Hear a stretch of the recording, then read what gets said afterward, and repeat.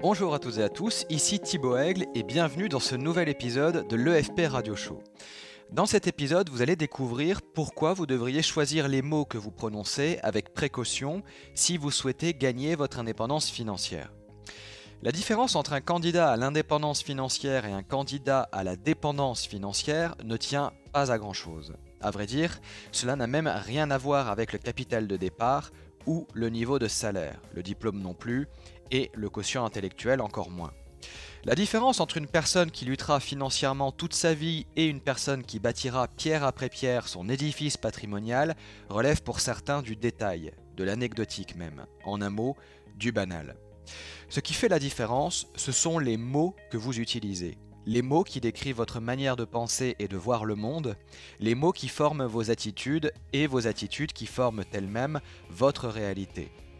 Toutes les situations de vie ne se valent pas et certaines sont plus dramatiques que d'autres, mais certaines attitudes ont en commun des résultats prévisibles. Dire par exemple que vous ne serez jamais riche en dit plus long sur votre état d'esprit général que sur votre situation financière à venir. Ce qui est sûr en revanche, c'est qu'en vous répétant ce mantra quotidiennement, vous risquez fort de finir par avoir raison. Si vous dites que l'argent ne vous intéresse pas, alors vous ne permettez pas à l'argent de faire partie de votre vie, et l'argent vous fuit parce que vous ne lui accordez pas la place qui est la sienne en négligeant votre vie financière. Le choix des mots n'est pas anodin, il est le révélateur de vos croyances, que ces dernières soient positives ou négatives. Lorsque vous dites que l'investissement est risqué, vous tournez plus ou moins consciemment le dos à la discipline investissement, et vous ne cherchez pas à en savoir plus pour prospérer financièrement. Pourtant, l'investissement n'est qu'un mot. Sa définition même n'implique pas nécessairement la notion de risque, après tout. La définition donnée par le Larousse est assez neutre, je cite, « Investissement, décision par laquelle un individu, une entreprise ou une collectivité affecte ses ressources propres ou des fonds empruntés à l'accroissement de son stock de biens productifs. » Le choix des mots est le révélateur de vos perspectives et de vos attitudes par rapport à l'argent. Un candidat à l'indépendance financière choisit ses mots en fonction des horizons qu'il lui ouvre. Un candidat à la dépendance financière utilise des mots qui les lui ferment. Le problème quand on choisit mal ces mots, c'est qu'on se ferme les portes de la connaissance, et la connaissance commence avec les mots.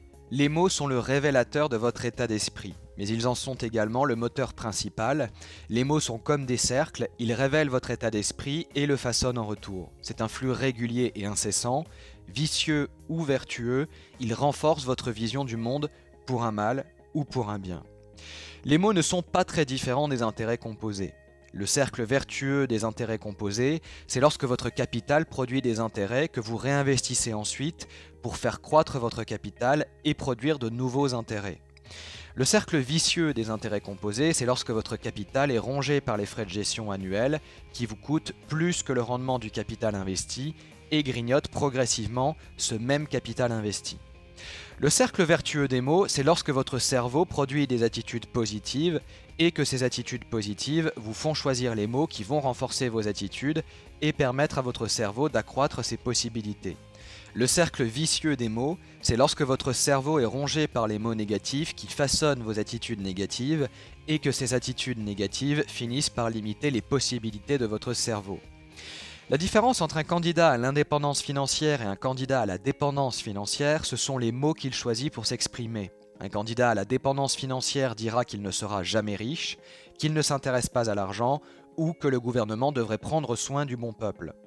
Un candidat à la médiocrité financière dira qu'il a un emploi sécurisé et bien rémunéré, que sa résidence principale est son actif principal et qu'il investit tout son argent dans un portefeuille bien diversifié d'actions, d'obligations et de fonds communs de placement. Un candidat à l'indépendance financière dira qu'il cherche à acquérir des actifs qui génèrent des revenus passifs et que son entreprise travaille pour lui et non l'inverse. La quête de l'indépendance financière ne commence pas avec un héritage ou un capital de départ conséquent. La quête de l'indépendance financière commence par vous. Par votre faculté à comprendre votre responsabilité dans les mots que vous utilisez et les attitudes que vous adoptez. Par votre propension à accepter de regarder à l'intérieur de vous avant de vous pencher sur ce qui se passe à l'extérieur. Par votre soif de découverte et de connaissance, quitte à remettre en cause les certitudes sur lesquelles vous avez fondé votre vie jusqu'à présent. L'indépendance financière, ce n'est pas qu'une question d'argent, c'est avant tout une question d'état d'esprit, une nouvelle ouverture sur le monde qui vous permettra d'élargir vos horizons. Parce que l'enrichissement matériel n'est au final que la conséquence de votre propre transformation intérieure, une transformation intérieure qui passe inévitablement par le choix des bons mots.